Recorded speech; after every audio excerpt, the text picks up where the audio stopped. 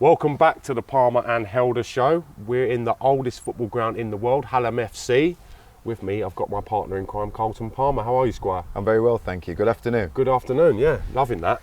So in picking up from where we was last time, I'd like to talk a little bit about your time at Sheffield Wednesday.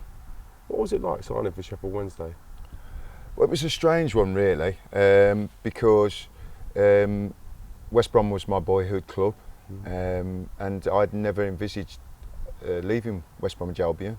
I get a phone call to say I had to report to the club, and on the same day so did David Burrows and Steve Bull. They went in before me. They said the club was skint, so Bugsy was going to Liverpool, Steve was going to Wolves, and the chairman just said, listen Carlton, I'm sorry, you know, the club needs the money, choose where you want to go. So I'd spoke to Ken Bates at Chelsea, and I spoke to a few of the clubs, and then Sheffield Wednesday had come in for me, Ron Atkinson. I think it was 750,000 plus Colin West going the other way, and I didn't know what to do. And I sat down talking to Nobby Stiles, and Nobby Stiles says, don't even think about it, get up the road to Sheffield Wednesday with Big Ron.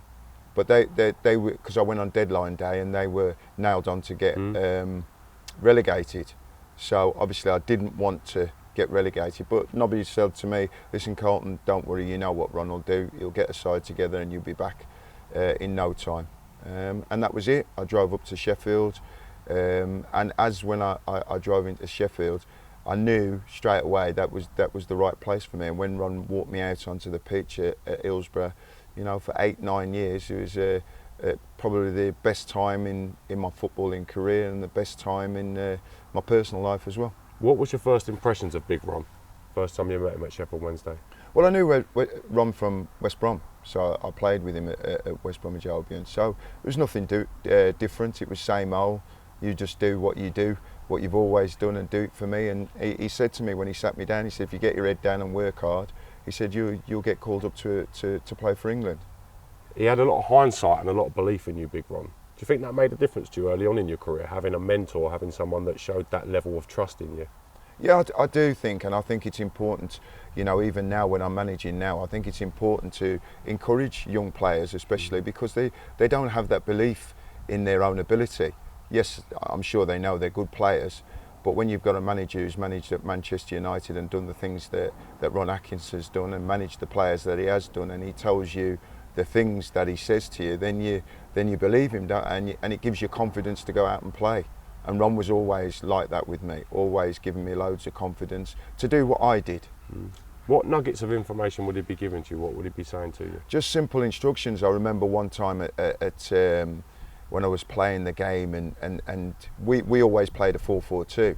So sometimes teams turn up with a different system and whatever, and he'd just pull me to one side and he'd just say to me, just stand still. Just stand still. While the game's going on, just stand still, and the game will open up, and you'll see where you should run, where you should next move should be, you know. And it's a very good instruction to a midfield player. Sometimes you're running around and the game's fast and furious. You don't know where to go, whether you're taking up the right position or not. And if you just stand still and look and just assess the situation, then you know what you have to do. I mean, and that's priceless, really, isn't it? Talk to me about Sheffield at the time. What was the city like, and was it weird being in a city with two big clubs? How did you find that?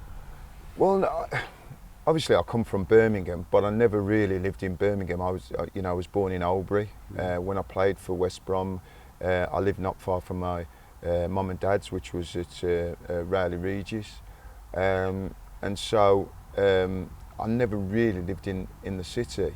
When I signed for Sheffield Wednesday, probably the first 4 years I commuted. Really? Yeah, I bought a flat actually just down the road from here, and I used to stay up the night before games. Yeah. But other than that, I just commuted. Yeah. Was there a big drinking culture at Sheffield Wednesday at the time? Not a big drinking culture, and I wouldn't say that it was a big drinking culture when we used to have our Thursday club, but yeah, we liked to drink, but I wouldn't say it was a big drinking culture. We just liked to get together. You know, we got a good group of lads together. It was similar, you know, they were similar in what we liked to drink. Chris Waddle, David Hirst, John Sheridan, Danny Wilson, Viv Anderson, Arksy. You know, we liked to drink, but we also had this mentality that we wanted to win, and we would do, when we trained, you know, and we trained hard. When we played hard, and when we went out, we went out and went hard at that as well. The game's changed from when you guys played, from the level of nutrition to how players take care of themselves to what they put into their bodies. Do you sometimes wish that you had done things differently in your career to prolong your playing career? Not really, no. I played till I was 38. So, you know, and I chose when I decided to stop playing. It wouldn't have been any different. I think if you're fit, you're fit. I mean, listen, I'm not saying there's not place for this nutrition, and I'm not saying that sports science hasn't helped players. But nowadays, you listen on TV now and they say 31, 32, oh, they're coming to the end of their career. 31, 32.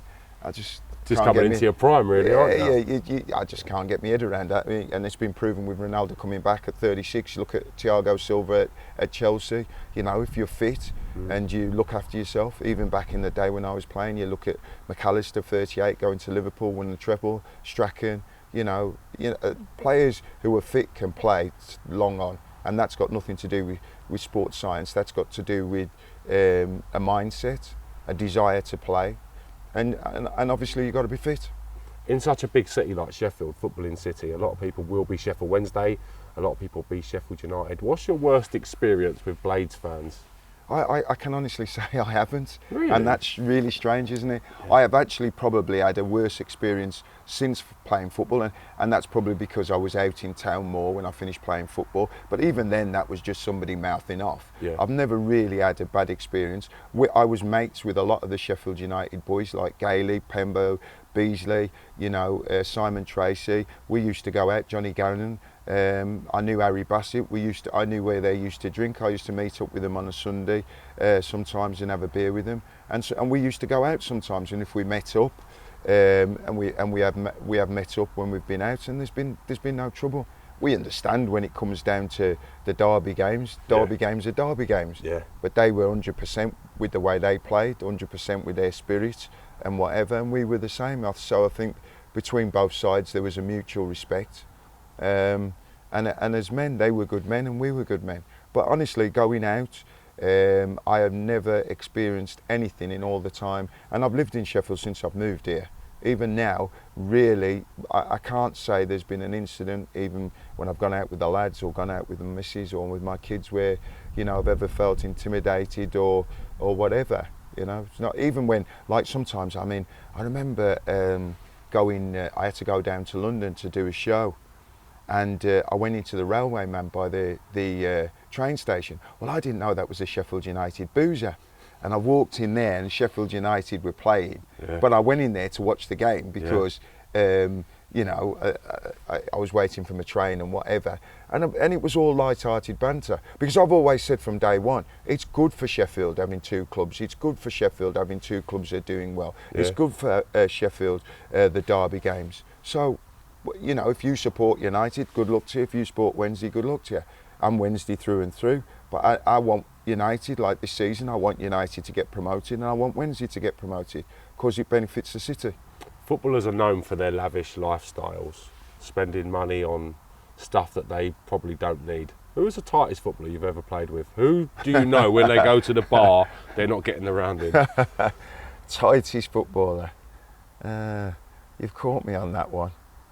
I don't know if I can mention names, really. It's up to you. Look, I'm not encouraging you to point them out. No, generally in the teams that I've played in, the lads that I've mixed with, they've all been very, very generous. All been generous. I wouldn't say there's any one person that I could say in the whole of my career that I've mixed with that, you know, has come across as tight.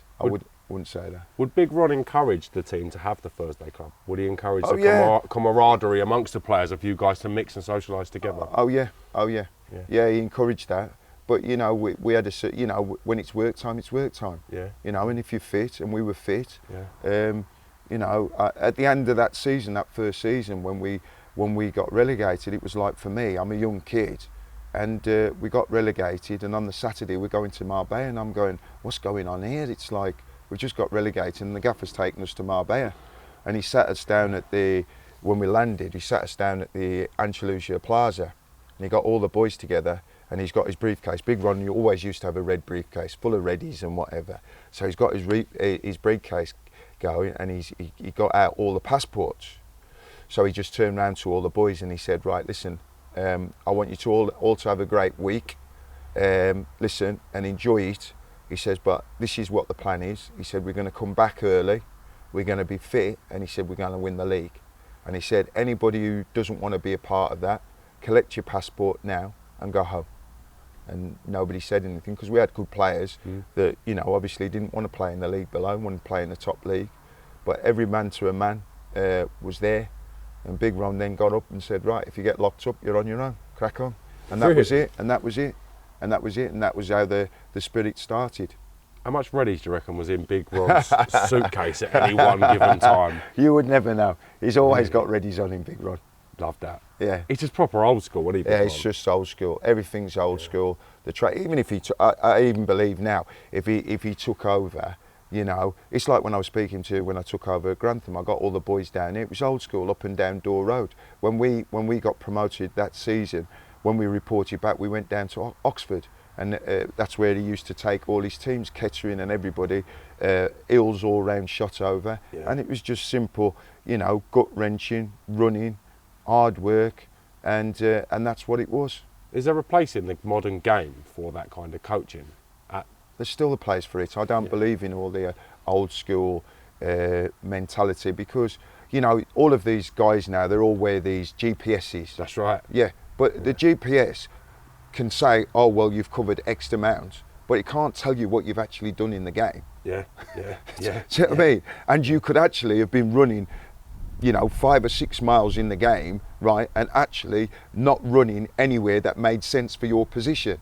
So there's too much related to that side of it. You know, for me, a player comes back in pre-season, it's his job to be fit. He should be fit. You shouldn't have to put him on a GPS to, oh, well, he might get injured now because he hasn't done the relevant work. For me now, I understand there's a place for it, and I understand the top clubs, you know, when you go in there and you see the systems they're set up and the amount of people they employ. But it's simple like this. If you want to get from the centre of the midfield into the centre of the goal, that's about desire and fitness. If you want to do that to score a goal, if you want to get back and get a block in, that's about desire and fitness. No GPS or anything can make you want to do that. I often think how old school players would handle all this new modern technology, the GPS, like you said, the stuff that goes along with playing nowadays. Well, I watch Cristiano Ronaldo a lot of the times on his videos, and it's all old school to me. It's all old school. You see him running. What, in his approach to training? In his approach, when he's getting fit out, close season, off, you know, he's always running. He's always in the gym, doing his weights. He's doing his swimming to recover. That's all old school. What have you made of Ronaldo's second stint in the Premier League? Not surprised, and he's going to get better. Not surprised at all. Interesting. So we will come back on Cristiano Ronaldo, because I'd like to talk to him a little bit more. But firstly, I want to know, what is the worst agent story you've ever heard in the game? It doesn't have to be involving you directly, but tell me some of the stories you may have heard regarding agents. Well, the worst agent story, I would think, and by the way, I meant to say to you, there is one agent in the game that I've got an awful lot of time for.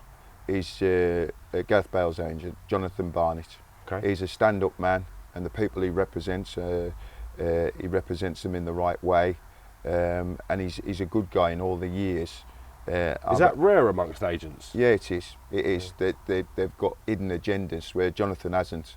You know, he'll do the best deal for his players, but he'll also advise his players what the right thing is to do. You know? With regards to their career and their career movements. Yeah. But I'll tell you the worst one was, and this was again about the changing of the Premier League as well.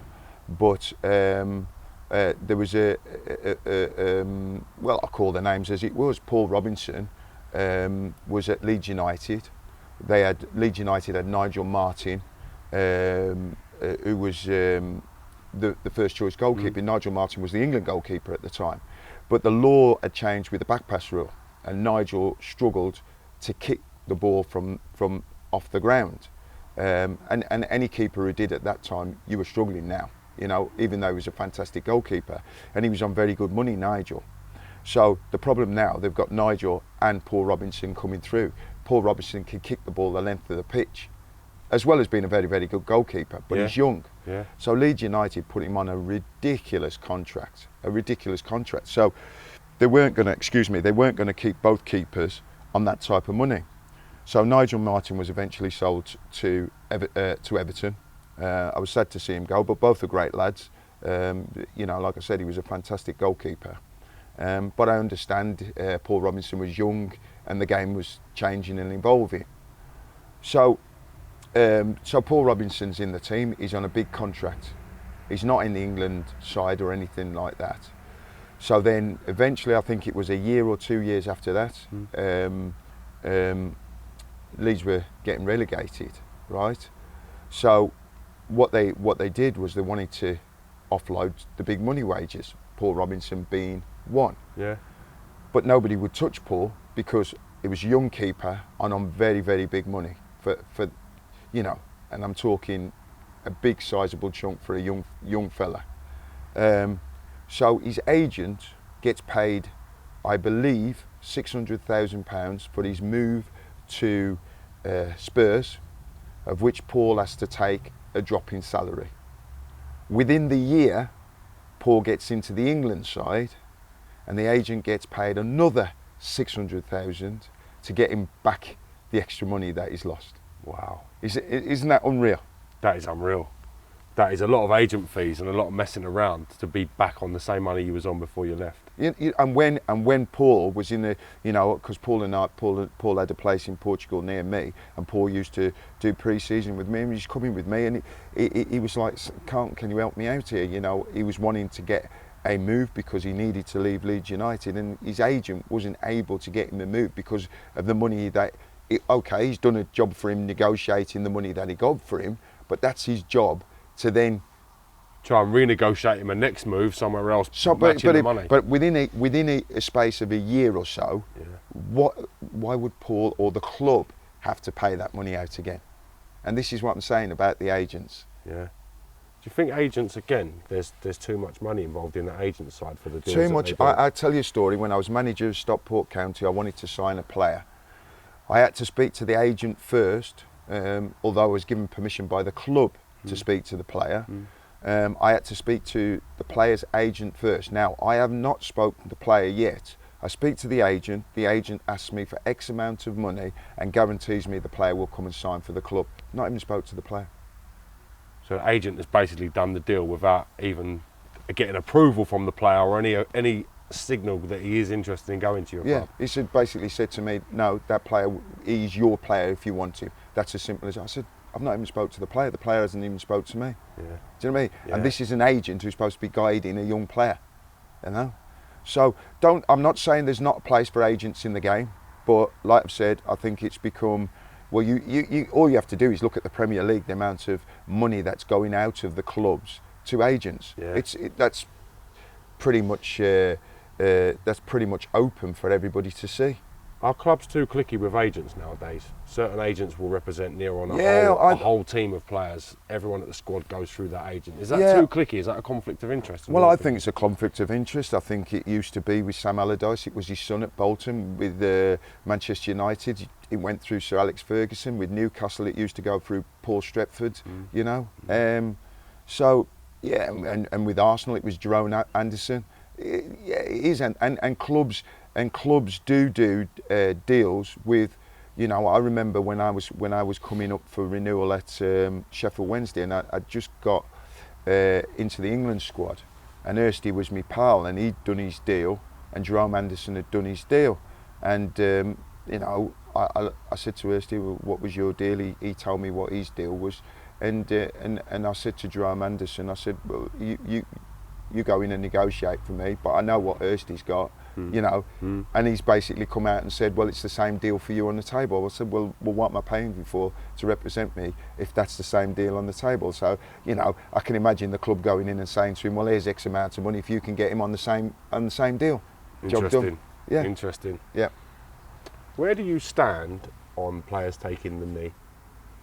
What are your thoughts? Well, for me, it's lost its value now. Really? But like I've said in everything, each individual is able to make their mind on whether they want to take the knee or not. I took the knee on last Tuesday.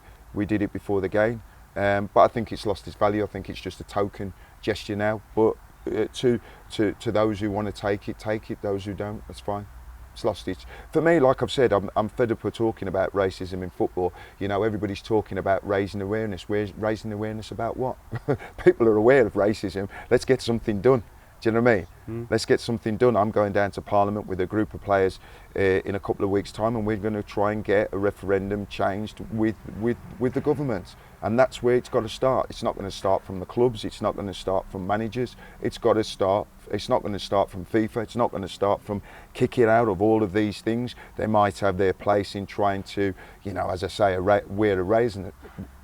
raise awareness, but it's not doing anything. So it only can change if it's a government legislation. So, you know, some players are wanting to get involved in it, some players are not, because obviously there's a stigma attached to it, you know, but that's the only way it's going to change. So I don't get involved in it, because if you keep talking about it, it's like, you know, the last England game. Everybody knew it was going to happen before they went. Nothing was done before, nothing was done after. So you're having an investigation about something that you knew was going to happen in the first place, right? So for me, let's not talk about it and give these people a platform that they're uneducated and they can say, well, I can go to a football game and be racist. So let's not talk about it. Let's see more action, because like I said, you know, nothing's going to be done by club level, nothing's going to be done by the FA, nothing's going to be done by FIFA, and the only way we will see change for the better and for the future will be government legislation, starting with our government, starting with other governments, making legislations and eventually banning clubs and countries from tournaments. We've seen more organisations, especially in football media, become more inclusive. We're seeing more black faces on the TV than ever before talking about sports. Do you think that will have a transition into the amount of black managers coming into the football game, into the football league? I don't know, because we've got to be careful how much of it is ticking boxes. It's amazing that it's all happening now, isn't it? Interesting. Yeah, so how much of it is ticking boxes? I believe there'll be more black managers in football management. I think it'll be a transition, as it was in football. When I started off, you know, when Cyril and Brendan and Laurie started off, there wasn't many black players. When I started off, there weren't many black players or Asian players or whatever, but now you can see the volume of players, and I think management's exactly the same. I think the cycle will then follow on. To think of the amount of top tier players there are from black and blame backgrounds, to then not have that represented significantly in the manager aspect, it doesn't show an even keel, does it? There's not a transition from these players excelling at this level to then not getting a chance to go on. But how is that going to happen when you go to the governing bodies, go through all the sporting governing bodies? So go through football, basketball, netball, cricket, all the governing bodies that are ruling. Where's the black representation on those governing bodies? Interesting. You mean within the bodies themselves? Within the bodies. So if there's no black representation, or no women representation, no Asian representation, how are you going to get those involved? And this is what I've tried to say to my kids. I've tried to put it on them, that where does it change from? It changed from education. The more people we have educated, black educated people that are in positions of authority where decisions can be made, of course you're going to see a change. I work for a company in Shanghai called Wellington College Shanghai. The owner is a Chinese woman who went to Oxford University. The principal of the school is Chinese. The CEO, the principal of the school is a woman. The CEO of the school is a woman. The headmaster of the younger school is a woman. The headmaster, like my wife was head of primary, was a woman. So because you've got women in those positions. Of course, when they come for an interview and a man and a woman's there, yeah, they may pick the best person for the job, but they're also going to look and say, right, yeah, well, we'll give this woman a chance because that woman's represented. So how are you going to get black people given a chance if they're not represented in the boardroom, in the interview process, or on that panels? It's not going to happen. So unless we get the legislation changed, that all of these governed bodies have to be represented by black people, by Asian, by women, and we have a diversity in that area, then we'll see change. Then we'll see the effect of it, right? And also educating our kids. So parents taking that stance like I've done. I mean, my wife thinks I've been hard on the children, but I've not, because, in my opinion, because I think, like, you know, by me putting them in a position where I've said to them, well, you can't complain that you've come from a poor background. You can't complain that you didn't go to a private school. Yeah. So then be part of the solution, right? Go and be a lawyer, go and be a doctor, go and be a social worker. That becomes part of the solution, right? And part of the fairness. Do you think black players in an era gone by were frightened if they had suffered racial abuse to come forward? Seen players that were labelled a bad egg or this and that. Did a lot of that go on? Oh yeah, for sure. Like I said, I honestly believe that's why I didn't get any more England caps, because I spoke out in the European Championships in 1992. What did you say? Well, no, I just spoke out in general, spoke out for myself, and you know, the way I was at that time was, you know, I'm not having it anymore. You know, I've had to do what I've had to do to get here.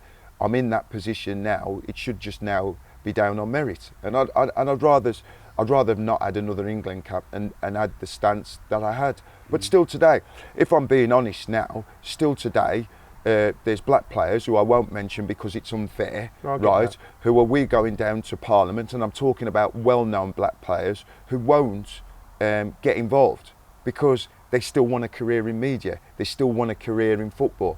And if they are labelled as getting involved, then, you know, it's a problem. I think Raheem Sterling suffered from it. I really do. I think Raheem Sterling has spoken up. I know for a fact when he spoke up, he wasn't supported at the time by or unified by all the black players, right? And I think he suffered a backlash for it. We've seen some of the younger black players, professionals, speaking about this as well. Where were these people when it was happening to them? Why haven't they spoken up before? Why has it taken people's careers to end for them people to be vocal about it? Correct. You know, and listen, and I'm not knocking anybody. You know, you do what you have to do. John Barnes is being very, very vocal now, and I'm a massive John Barnes fan, both as a player and both as a man.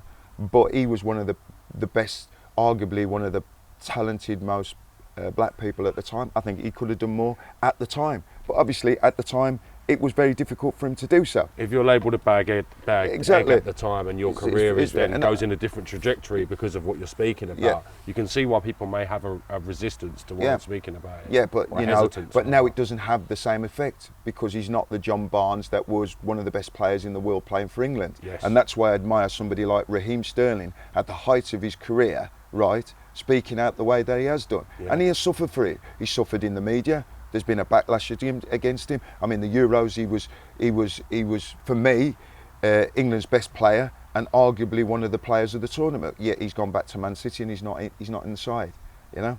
So, and I'm not saying Pep Guardiola's not picking him for that reason, because obviously Pep Guardiola signed him, but he suffered a backlash because the media, I think, at every opportunity looked to get on him. Why do you think Raheem Sterling has been a target and been portrayed the way he's been in the media? Like with some of the stories, like another player will buy a car for his wife, it's, oh, so-and-so treats his car to wife.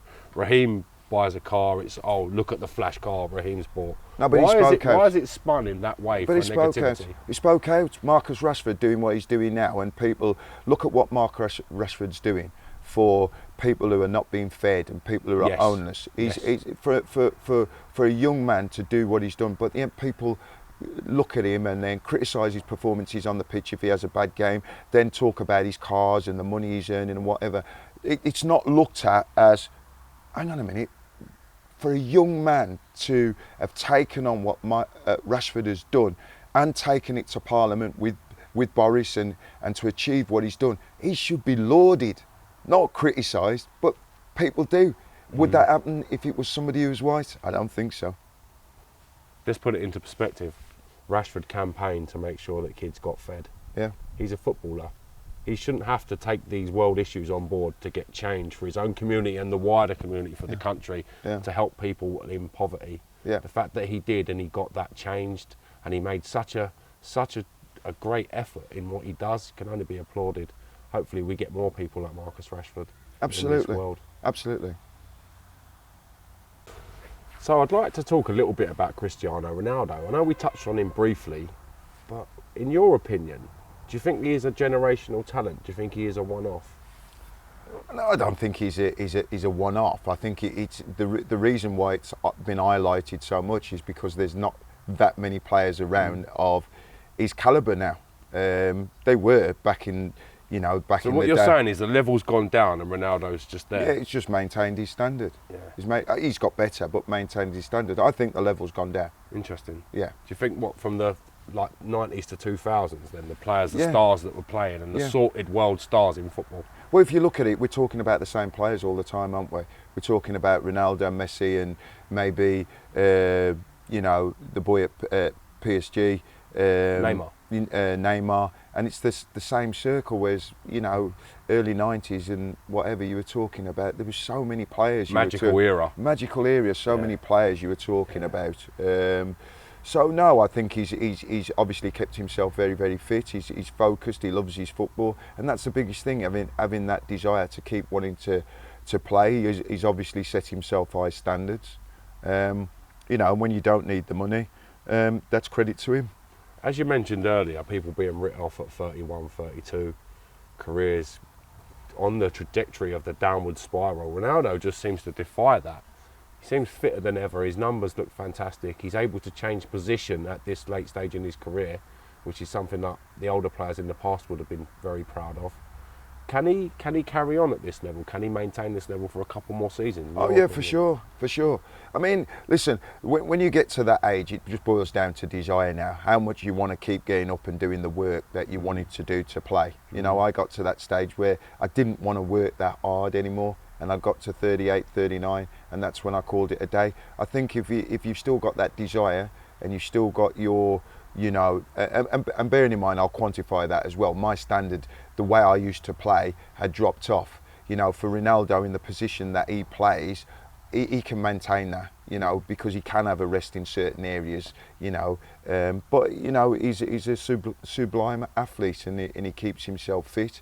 You say he's changed position. It wouldn't be any different if he went and played on the wing right now. It wouldn't be any different. It'd still cause the same trouble. If he played on the wing though, do you think he could do it week in, week out? Where, like you say, up top he can take the little break and get the little bit of breather. The team are going to play around him to his strengths as well. Yeah. Up top. I think just because of the way the league is, like I've said before, I don't think there are that many great defenders in the league now. I think it's a perfect position for him because he can exploit them with his positional sense and then his pace and then his know-how. I think it's the perfect position in the modern day game for him. Where do you stand on the Ronaldo-Messi debate? I know Messi's now gone to play for PSG, but he's only ever done it really in Barcelona colours. Yeah. Where do you stand on the Ronaldo-Messi debate? Well, it's not a debate for me. It's not a debate.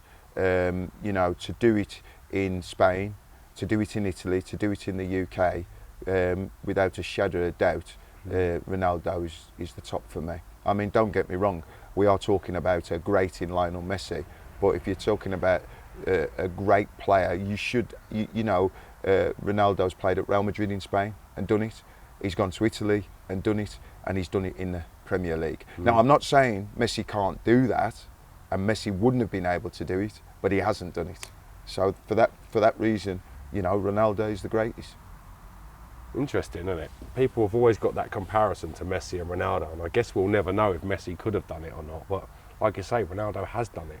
He's achieved that greatness. I have no doubt that Messi could have done it, but you can't say somebody is the greatest if they haven't. Ronaldo has, and he's going to do it again. So this will be the difference, barring injury, the end of this season. I've got him at 20 goals plus, so he's going to do it again. So he's not only gone away and done it, and come back and done it.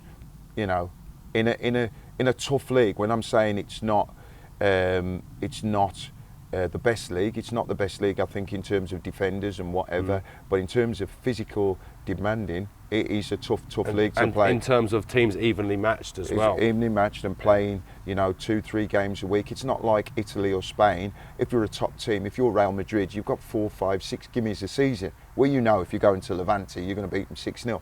That's a given. Yeah. So it's not the same as in the Premier League. You could get one of the promoted teams you go to on a Tuesday night, you're going to get a tough game. Go and play at Burnley. You're not going to get an easy game at Burnley on a Tuesday night or a Saturday afternoon. That's the Premier League. It's tough and it's unforgiving. So for him to come back and score, well, I think he'll score in excess of 20 goals if he's fit, is a fantastic achievement. If he does score in excess of 20-25 goals, as suggested, do you think that's enough to carry Manchester United this season? Do you think it's enough to rip them over the line and make them champions? I went for them before they got Ronaldo. I went for them. I just had a feeling last season that they were starting to improve, starting to manage games better. Their away form is still excellent at the moment, and I think they were starting to get that philosophy of Sir Alex back into him. It's interesting. I hear and I see always, Ollie's going to have a meeting with Sir Alex. And Sir Alex was very offensive-minded, very attack-minded, very, he wanted his players to play forward, to play quick, to look for that pass that might get cut out, but gets through and they're in on goal. And it's amazing that Ollie's taken that on. And, I think that it's going to be close because, Liverpool have started well, Chelsea have started well, they've all recruited well. I mean, Lukaku's a great signing, they've all recruited well, but I think Man United have recruited really, really well.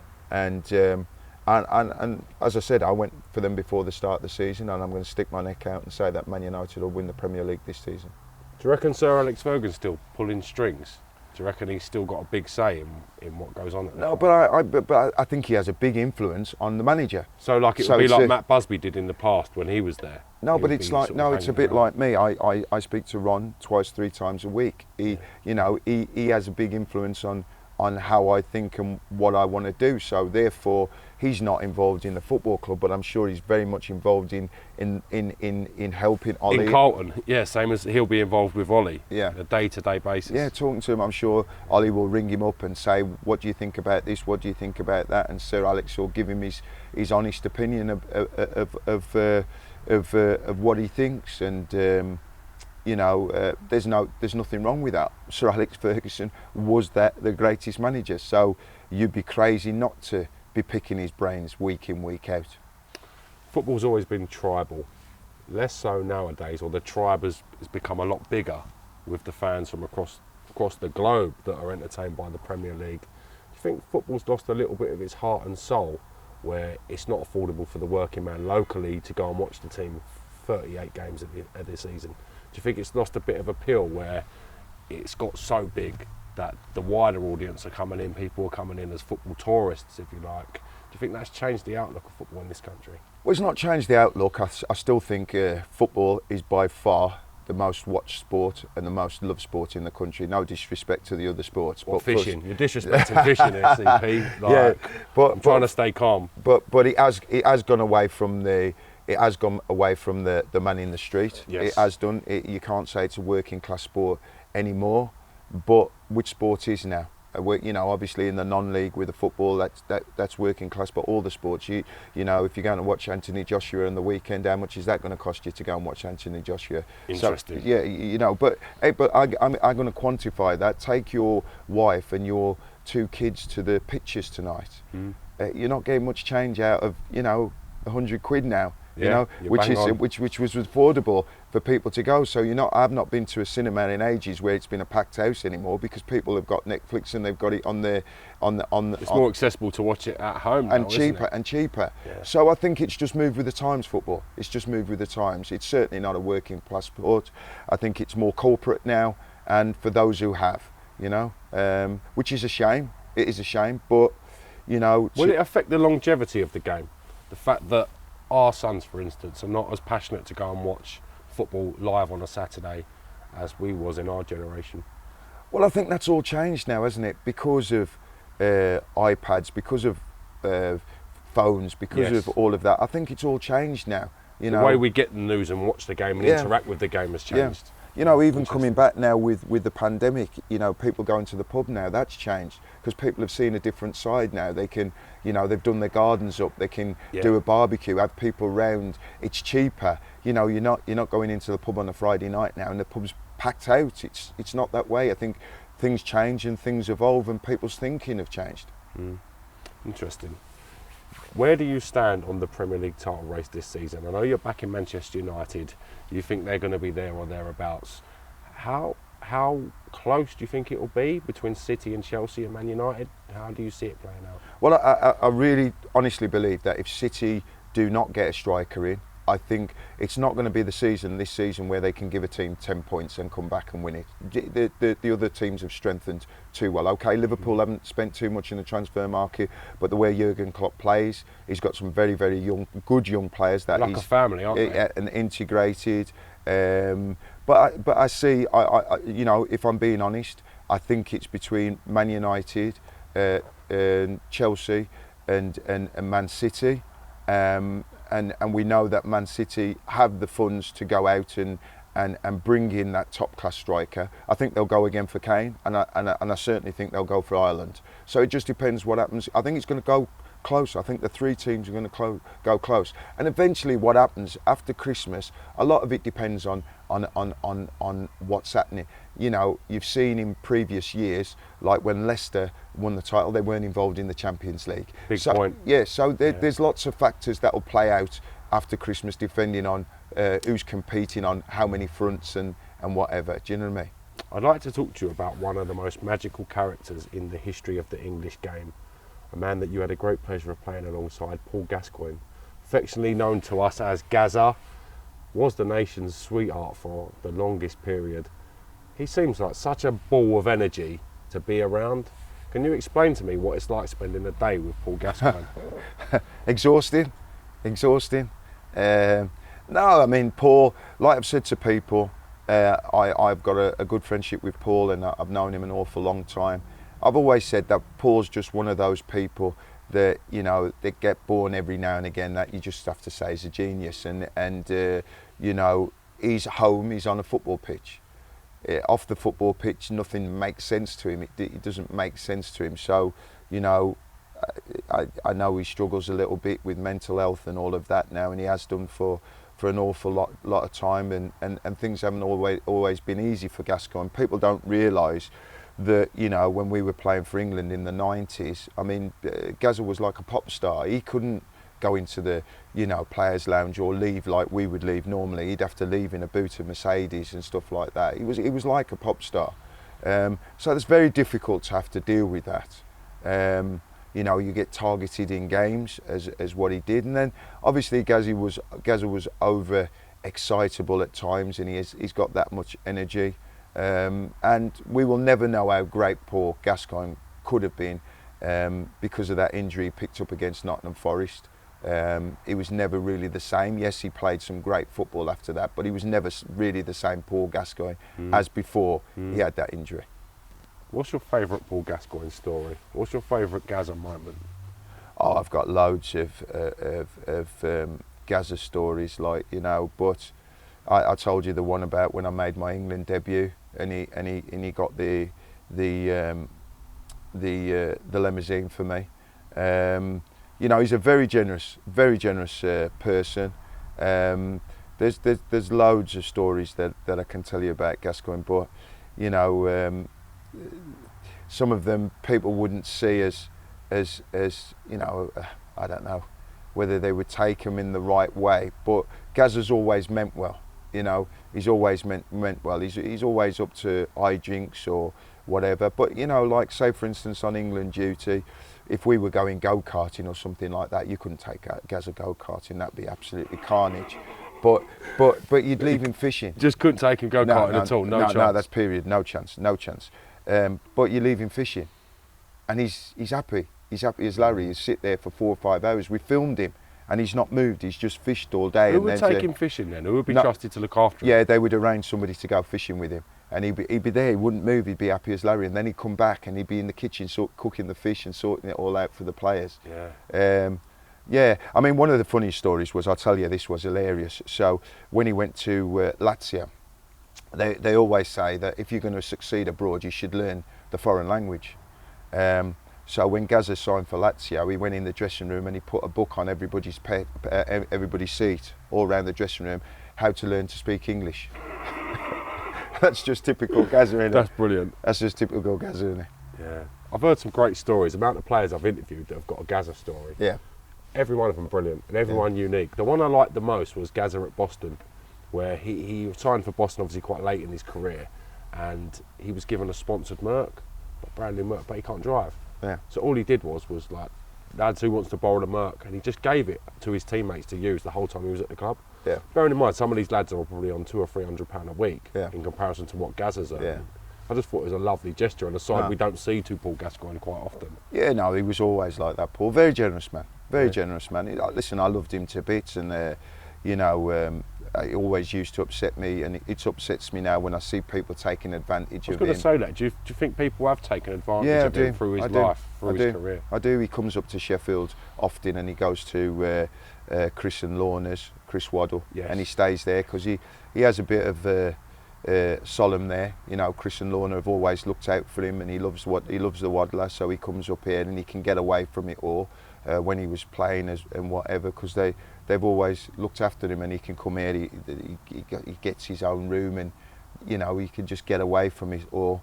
But no, he's a fantastic talent, and you know, as they say, a lot of fantastic talents. You look at them all over the years; they're always flawed, aren't they? Mm. Who would you compare Gazza to? Do you think he's unique? Do you think there's not been another type of player like Gazza since? A comparison as a footballer? Yeah. Well, I would say, and we'd have to see this. I think you would have to look at the way that Jack Grealish picks up the ball and runs with the ball. He's similar to how Gazza would play. Quite natural in his movement. Jack picks up the ball and he runs very, very well with the ball at his feet, and he goes past players with ease, which is what Paul Gascoigne could do. He just doesn't have the array of passing that Paul Gascoigne had in his locker. Funny you mentioned that. Gary Lineker said Paul Gascoigne could put the ball anywhere he wanted, but he just wouldn't. He'd like to hold on to the ball and enjoy himself as long as possible. Yeah. His passing was that good? Oh yeah, he's an array of his passing, his vision. He's like a snooker player on a football pitch. He's already 2 or 3 passes ahead, and the way that he would make space for himself. You know, he's just a fantastic football player. Lovely stuff. Why do you think Terry Venables never gave you a chance? Why do you think he never rated you and never got a chance to perform for England under Terry? I don't think it was because he never rated me. I think people are clever how they play the media, aren't they? Really? Yeah. I mean, if you want the media on your side, you know, you play the game. I think. Don't get me wrong. I think Terry Venables was a very good coach, and I know people who have worked under him and who've said that. But to give yourself a chance, you know, you work with the media, don't you? So you thought the media were targeting you. So there you thought he played off of that a little bit and got himself in better favour. I think, well, listen, he might have a different story. Like I've said at the time, I'm no sour grapes about it. I was just upset at the time. He picked the squad, exactly the same squad, and the only person who was left out was me. But you rightly so, you would be upset about that. Yeah. Representing your country, the highest level of football you can play, Yeah. to see all your teammates in there and then you're the only one admission. And then when you're playing well, so he's left me out, and you're playing well, and you're playing at a top 5 side, and you're still not being included. So it is what it is. Why do you think the media, in particular, were so anti-Carlton? Why do you think they mocked you rather than supported you? Because I didn't pander to them. I didn't In what way, pander. though? Well, like, you know, I never took any money off them. I never, you know, I was always polite. I'm always polite to anybody. It doesn't matter whether I know you or don't know you. You know, I'd always be polite. But no, I just think the media had an hidden agenda with me because I didn't look like a footballer. So I always, you know, kept them at arm's length, really. Didn't get involved with them, and you know, you sometimes, you know, listen, they can either make you or break you.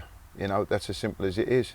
But how come I would say you've got similar characteristics to Peter Crouch in stature? Yeah. And Peter Crouch was taken on as a national icon with the robot, and the way he looked became quite a acceptable thing to mock. But when it was to you, it was portrayed in a different way. Why do you think that was? Well, I don't know. But you can take Emilescu the same. Emilescu had a fantastic career, but how he was often maligned by the media. Massively. And if you talk to Michael Owen, he said he was the best player to ever play against. Correct. He scored the most goals playing with Heskey. Exactly, but Emma was maligned by the media, so you know, at the end of the day, I leave it up to other people to make their assumptions. I don't call it a black thing or whatever. I leave people up to make their own assumptions as to why certain things happen. Do you think it was Raheem Sterling-esque, your treatment? It's very similar to the way Raheem was portrayed. Yeah,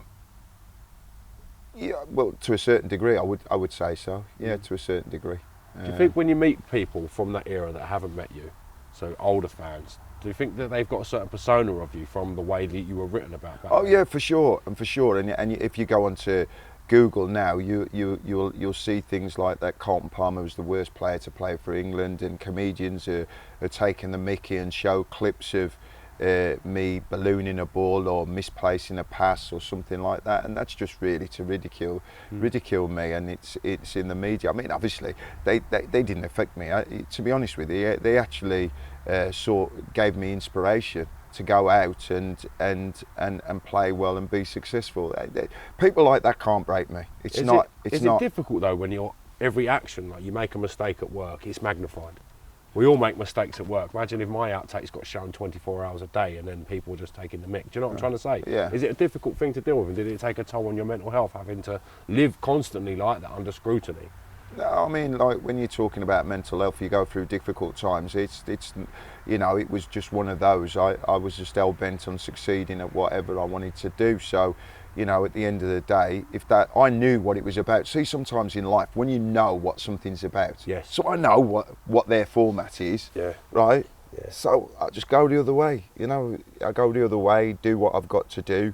You know, get the Man of the Match awards, get Player of the Season, do what I've got to do, and then they can still say whatever they want to say. You know, just let them get on with it. It doesn't. There's no. See, everybody's entitled to an opinion. Yeah. Right. But an opinion is an opinion. Facts are facts. So go to the clubs I played at, look at the facts, look at the stats, look at the players that I've played with. You won't have, I'd be very surprised if you had a player that played with me who would turn around and say that I wasn't a good player. When did it change? When did the transition happen? I'm sure it happened during your career, from when the media would travel with the players. So like when you're looking at the likes of Bobby Moore, Bobby Charlton, Jeff Hurst, they would have a media guy on the plane with them who was there to not leak out the bad stories, to make sure that only stories that were palatable for the country went out. When did that change from that till the hunting, if you like, by the tabloids of the players? Was that during your career? Would the media still travel with you? Yeah, what was that transition? Yeah, the media still travelled with us. I think it all changed around with the money. Do you know, like I've said, yeah, with the money. So I think there was a jealousy from, not all, because I can name you numerous newspaper, sports editors and reporters who have a respect and that have a certain kind of standard in what they do, and there are a lot of good ones out there. But there were people who I believed at the time, now when the inception of the Premier League and the wages started going, I think that they felt that they were getting left behind. You know, they were earning good money at the time, and all of a sudden, you know, the players were a million miles from them. So I think they thought it was fair game. If they didn't like anybody, you know, that they would take them down. They would destroy them, and the media can. If you're not a strong person, the media can destroy you. Have you seen other players not deal with it as well as you when it comes to the media? I'm not talking about just a bad performance, Mark, but I'm talking about an attack on someone's character or their performance or the way they look. Yeah. Have you seen other players handle that badly? Yeah, no, I have, and I see it now even in non-league that players are frightened of making a mistake. Players are frightened. Instead of daring to be great, instead of daring to to be successful. They're frightened of making a mistake, and I don't get that.